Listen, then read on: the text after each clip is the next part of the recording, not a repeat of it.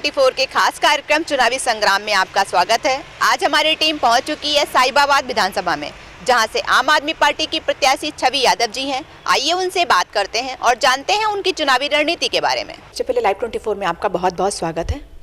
आपका धन्यवाद। सभी दर्शकों को मेरा नमस्कार। आपके चुनावी मुद्दे क्या हैं, जिन मुद्दों पर आप चुनाव लड़ रही हैं? देखिए, मैं साहिबाबाद विधानसभा से चुनाव लड़ रही हूँ और साहिबाबाद विधानसभा के बारे में मैं आपको बताना चाहूँगी कि विधानसभा हिंदुस्तान की सबसे बड़ी विधानसभा कही जाती है। तो ये विधानसभा सबसे ज़्यादा हाईएस्ट, जिसको आप टैक्स पेयर मान के चलिए, ये वो विधानसभा है जो कि गवर्नमेंट को, यूपी गवर्नमेंट को सबसे ज़्यादा टैक्स इस विधानसभा से दिया जाता है। लेकिन जब आप यहाँ मूलभूत सुविधाओं की बात अगर हम करते हैं कि सड़क है, पानी है, बिजली है, सरकारी स्कूल हैं, अस्पताल हैं, इन सुविधाओं की जब हम बात करते हैं तो आपको लगेगा सबसे पिछड़ी विधानसभा, ऐसा लगता है हमें। तो मेरा मुद्दा मुख्यतः तो ये है कि एक ईमानदार राजनीति की अगर शुरुआत होती है यहाँ पे, एक पारदर्शिता के साथ यदि यहाँ पर काम शुरू होता है, तो उस मुद्दे के साथ हम चुनाव में हैं कि भाई जो पैसा आता है वो सीधा जनता तक पहुंचना चाहिए। जो ऊपर से नीचे तक उसको जहाँ भी जो भी बट रहा है, जो भी उसको कह लीजिए चोरी हो रही है, मैं अगर ऐसे बोलूँ, तो उसको रोकना सबसे बड़ा मुद्दा है। अगर आप जीत कर सत्ता में आती हैं तो सबसे पहले विकास का कार्य आप क्या करेंगी? ऐसा क्या कार्य करेंगे जो मौजूदा विधायक नहीं कर सके? मौजूदा विधायक तो मैं आपको बताना चाहूँगी कि मेरे सामने दो विधायक हैं। एक वर्तमान में हैं सुनील शर्मा जी और एक पूर्व विधायक है अमरपाल शर्मा जी। दोनों का आप टेन्यूर उठा के देख लीजिए, इनके जो पुराने घोषणा पत्र हैं, और मैं तो कई बार इनको चुनौती हम दे चुके हैं आम आदमी पार्टी प्लेटफॉर्म से कि मीडिया में आ जाएं, किसी भी प्लेटफॉर्म पर आ जाएं और ये जनता को बताएं कि ये 2 बार अपना घोषणा पत्र लेके आए। दोनों की गवर्नमेंट भी रही है, बीजेपी का ही अभी गवर्नमेंट रही है। तो इन्होंने क्या किया है? तो इनका कार्यकाल में इनका लगभग 0 रहा है योगदान। अब मुद्दे की बात आती है, पूरी साहिबाबाद में पानी बहुत बड़ा मुद्दा है। आज हम यहाँ बैठे हैं राजेंद्र नगर कार्यालय में, यहाँ गंगा वाटर को लेके बहुत बड़ा मुद्दा है। आप खोड़ा में जाते हैं तो खोड़ा में पानी बहुत बड़ा मुद्दा है। तो पानी है, मैंने कहा ना, जो मूलभूत सुविधाएं हैं, सरकारी अस्पताल का एक बहुत बड़ा मुद्दा है। इतना बड़ा क्षेत्रफल है ये ट्रांसेंडन एरिया, जहाँ बहुत लंबे समय से मांग रही है यहाँ के लोगों की कि भाई एक सरकारी अस्पताल होना चाहिए। अस्पताल नहीं है, सरकारी स्कूल नहीं है, डिग्री कॉलेज नहीं है। तो जो बेसिक हम लोगों को मिलना चाहिए इस क्षेत्र के लोगों को, कि पानी है, बिल्कुल बेसिक चीज़ें हैं, अस्पताल है, स्कूल है बच्चों के लिए, वो कहीं कुछ नहीं है। तो हमारी शुरुआत यही है कि हम इन सब चीज़ों से विधायक के तौर पर अगर आप कहना चाहेंगे कि पूरा ईमानदारी के साथ जनता का पैसा जनता के लिए लगे और इन सब कामों के ऊपर हम काम शुरू करेंगे, मुद्दों के ऊपर। आपको क्या लगता है यहाँ पर आपकी टक्कर किसके साथ है? देखिए, टक्कर की जहाँ तक बात है कि जनता के अंदर इतना असंतोष है सभी पार्टियों से, और मैं जहाँ भी जाती हूँ लोग ये कह रहे हैं कि नहीं, हम चाहते हैं बदलाव। अब बदलाव की बात होती है तो मैं ये मानती हूँ कि चूँकि पिछला अगर आप टेन्योर उठाकर देखेंगे, सुनील शर्मा जी को यहाँ बहुत अच्छा वोट मिला और यहाँ की जनता की सराहना करनी चाहिए कि उनको हर वर्ग ने सपोर्ट किया जब वो सबका साथ, सबका विकास, सबका विश्वास के नारे के साथ आए। लेकिन सबसे ज़्यादा धोखा अगर करा तो बीजेपी ने करा।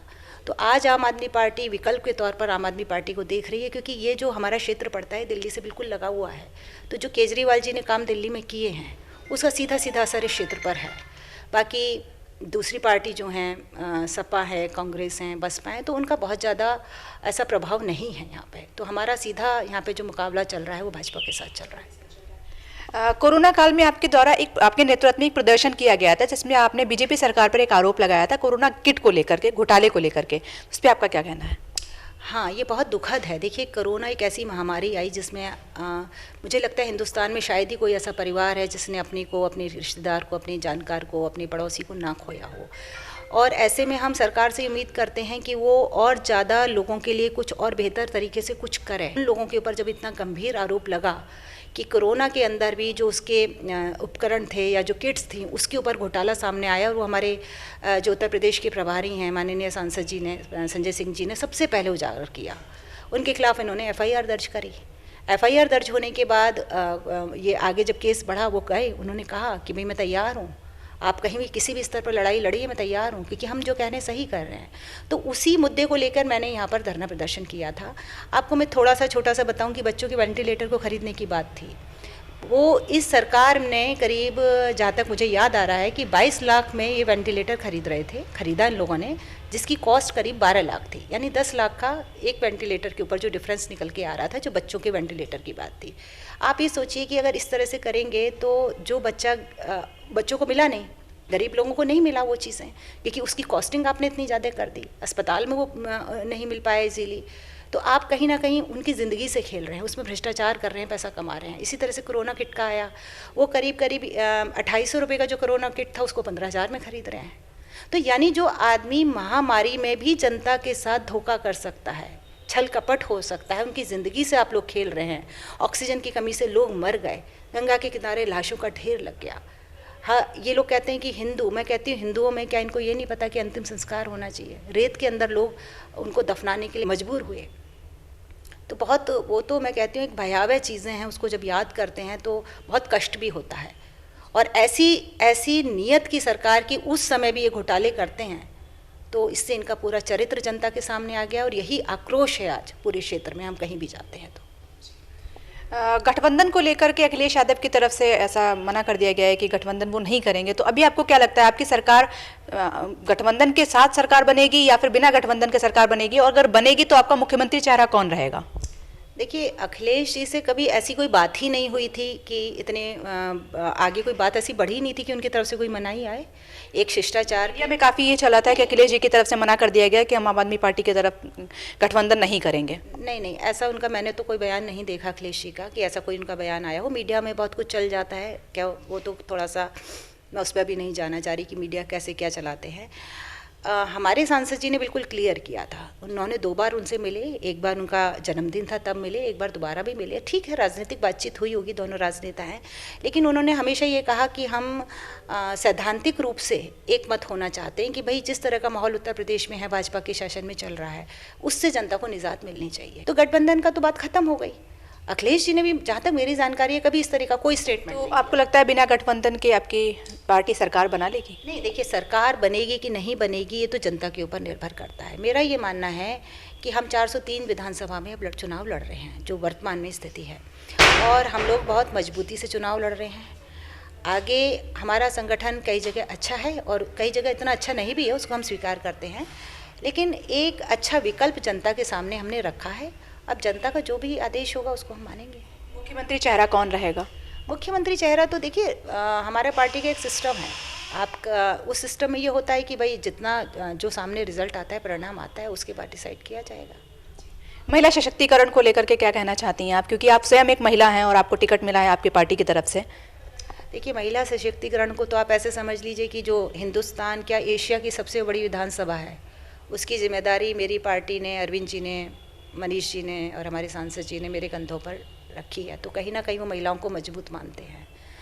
और इसको दूसरी बात जो आप आगे इसको समझें, टिकट को भी लेके, कि हमने सबसे पहले ये कहा था, आम आदमी पार्टी ने सबसे पहले कहा था कि हम करीब 40% टिकट जो है महिलाओं को देना चाहते हैं, अगर हमें अच्छी योग्य महिलाएं मिलती हैं उम्मीदवार के तौर पर। बाद में कांग्रेस ने कुछ बोला, प्रियंका जी ने कुछ बोला और लोगों ने बोला। तो मेरा सीधा सवाल ये है कि भाई आपको तो लंबा समय हो गया राजनीति में, कांग्रेस को और दूसरे दलों को, यदि आप ये चाहते थे कि राजनीति में महिलाओं की सक्रियता बढ़नी चाहिए या ऐसा कुछ था, तो आपको अभी तक रोक किसने रखा था? तो यहाँ हो क्या रहा है कि हम जिस भी विज़न को लेके आम आदमी पार्टी आती, आप जैसे बिजली का ही देख लीजिए, पहले बहुत क्रिटिसिज्म हुआ कि भाई आप ये तो फ्री वाइफ्स की जो बात होती है, लेकिन अब धीरे धीरे हर पार्टी उसको ऑप्ट कर रही है। उन्हें समझ में आ रहा है कि अब बिजली लग्जरी नहीं रही है। अखिलेश यादव जी ने भी 300 यूनिट बिजली फ्री करने का, कि अब उनके एजेंडे में ये चीज़ आ गई। अच्छी बात है, चाहे आम आदमी पार्टी के प्रेशर से आ रही हो, चाहे हमारा, नहीं, उन्होंने भी आम आदमी पार्टी से ही एजेंडा लिया है। एजेंडा लिया, तो मैं चाहती हूँ भाई आप जनता का भला करिए, कैसे भी करिए। तो महिला सशक्तिकरण में तो हमारी पार्टी बहुत ही ईमानदारी से, बहुत पारदर्शिता से काम कर रही है, और मैं प्रदेश उपाध्यक्ष के पद पर भी हूँ, तो संगठन में भी उनको स्थान मिल रहा है। टिकट में मैंने जैसे बताया, जो भी हमें जहाँ भी अच्छी कैंडिडेट मिल रही हैं उनको टिकट दिया गया है। और हमारी तो पार्टी ने शुरू से ये कहा है कि भाई आप इसको बिल लाइए, आप इसको केवल मंचों से घोषणा ना करें, चाहे कांग्रेस हो चाहे दूसरी पार्टी हो, आप इसका बिल लेके आइए। आम आदमी पार्टी इसको पार्लियामेंट में सपोर्ट करेगी, ऐसा बिल लेके आए वो 40% वाला, हम उसके लिए तैयार हैं। 24 से बात करने के लिए आपका बहुत बहुत धन्यवाद। तो ये थी हमारे साथ आम आदमी पार्टी की प्रत्याशी छवि यादव जी, जिन्होंने हर सवाल का बहुत ही सहजता से जवाब दिया। कैमरा पर्सन शफीक के साथ मैं सुकीर्ति दीक्षित, लाइव 24 साहिबाबाद।